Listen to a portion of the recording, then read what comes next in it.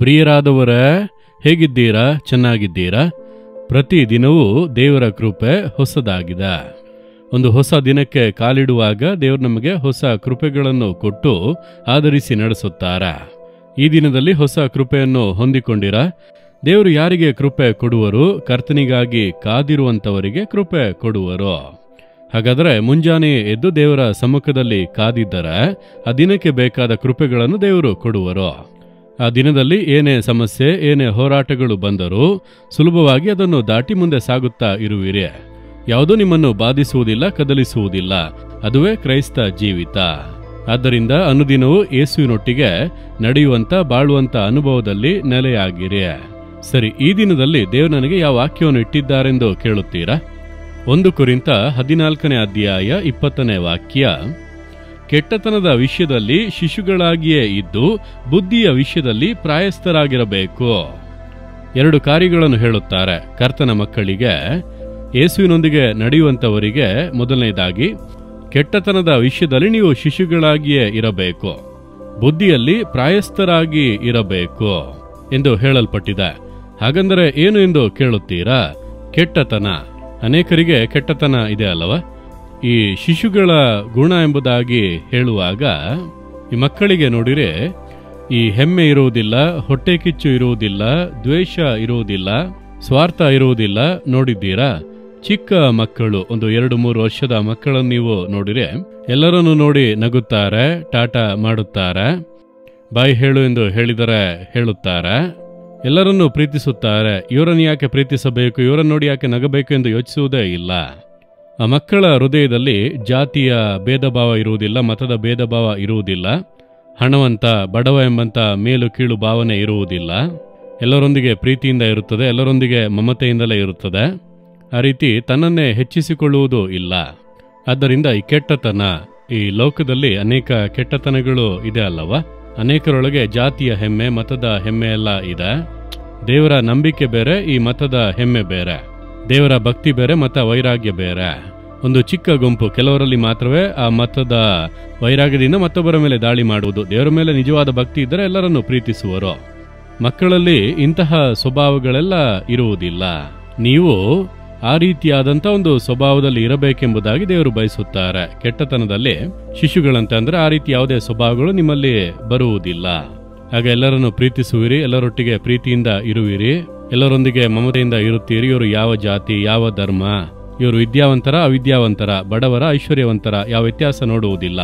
ಎಲ್ಲರನ್ನೂ ಪ್ರೀತಿಸುವಿರಿ. ಆ ರೀತಿಯಾಗಿ ನೀವು ಇರಬೇಕು ಎಂಬುದಾಗಿ ದೇವರು ಬಯಸುತ್ತಾರೆ. ಇಂತಹ ಗುಣವನ್ನು ನನಗೆ ಕೊಡಿರಿ. ಕೆಟ್ಟತನದ ವಿಷಯದಲ್ಲಿ ಶಿಶುಗಳಂತೆ ಇರಿ.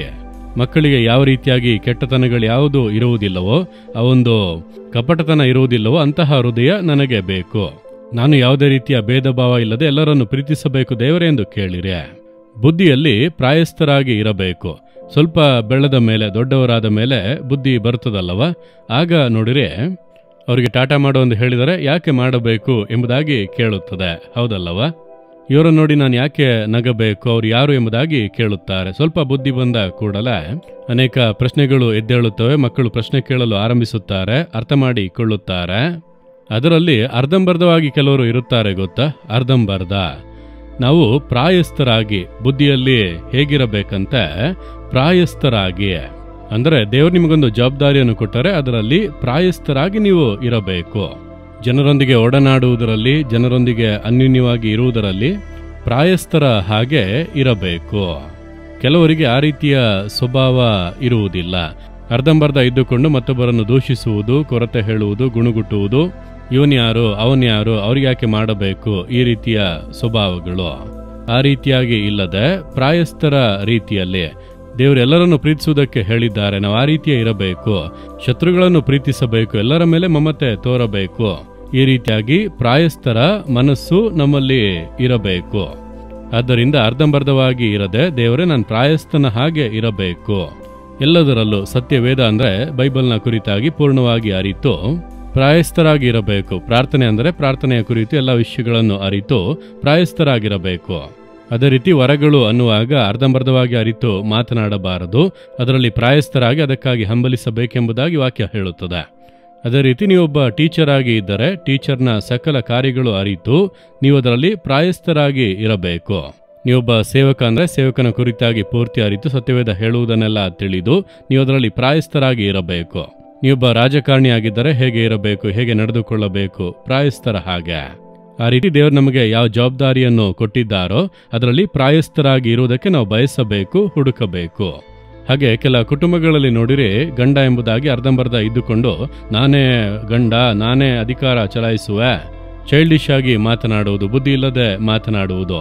ಪ್ರಾಯಸ್ಥರ ಹಾಗೆ ಇದ್ದರೆ ನಾನು ಈ ಕುಟುಂಬದ ನಾಯಕನು, ನಾನು ಒಬ್ಬ ಯಾಜಕನು, ನನ್ನ ಹೆಂಡತಿಯನ್ನು ಪ್ರೀತಿಸಬೇಕು, ಮಕ್ಕಳನ್ನು ಪ್ರೀತಿಸಬೇಕು, ಪರಾಮರಿಸಬೇಕು ಎಂಬಂತ ಒಳ್ಳೆ ಹೃದಯ ಬರುತ್ತದೆ.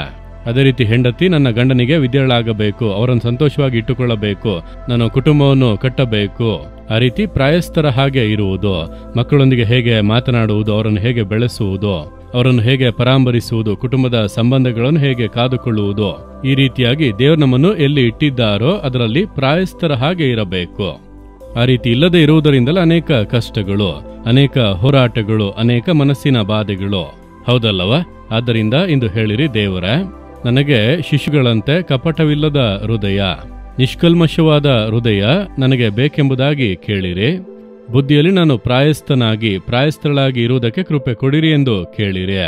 ನಿಮ್ಮ ಜೀವಿತದಲ್ಲಿ ನೀವು ಜಯ ಹೊಂದುವಿರಿ. ಈ ಸಮಸ್ಯೆ ಹೋರಾಟಗಳನ್ನು ಸುಲಭವಾಗಿ ಜಯಿಸುವಿರಿ.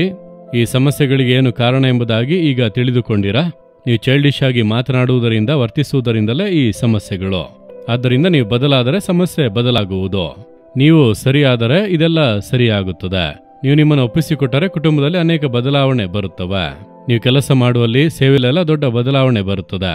ಹಾಗಾಗಿ ನಿಮ್ಮನ್ನು ಅರ್ಪಿಸಿಕೊಳ್ಳಿರಿ, ಕರೆಗಳನ್ನಿಟ್ಟು ಹೇಳಿರಿ, ದೇವರೇ, ನನಗೆ ಮಗುವಿನ ಹಾಗೆ ಹೃದಯ, ನಿಷ್ಕಪಟವಾದ ಹೃದಯ ನನಗೆ ಬೇಕು. ಅಂತಹ ಹೃದಯವನ್ನು ನನಗೆ ಕೊಡಿರಿ ಎಂಬುದಾಗಿ ಕೇಳುತ್ತೇನೆ. ದೇವರೇ, ನಾನು ಬುದ್ಧಿಯಲ್ಲಿ ಪ್ರಾಯಸ್ಥಳಂತೆ ಇರಲು ನನಗೆ ಆ ಒಂದು ಅನುಭವವನ್ನು ಕೊಟ್ಟು ನಾನು ಅರ್ಧಂಬರ್ಧವಾಗಿ ಇರದಂತೆ ಒಂದು ಪರಿಪೂರ್ಣವಾದಂಥ ಅವಸ್ಥೆಯಲ್ಲಿ ನಾನು ಬಾಳಿ ಸಾಕ್ಷಿಯಾಗಿರುವುದಕ್ಕೆ ಸಹಾಯ ಮಾಡಿ ಯೇಸುವಿನ ನಾಮದಲ್ಲಿ ಪ್ರಾರ್ಥಿಸುತ್ತೇವೆ. ಆಮೇನ್, ಆಮೇನ್. Jesus redeem Kannada YouTube channel ಅನ್ನು ಸಬ್ಸ್ಕ್ರೈಬ್ ಮಾಡಿ. ಸಬ್ಸ್ಕ್ರೈಬ್ ಬಟನ್ ಕ್ಲಿಕ್ ಮಾಡಿ ಮತ್ತು ಬೆಲ್ ಬಟನ್ ಒತ್ತಿ. ಅನುದಿನ ಕಾರ್ಯಕ್ರಮದ ಮಾಹಿತಿ ಪಡೆಯಿರಿ.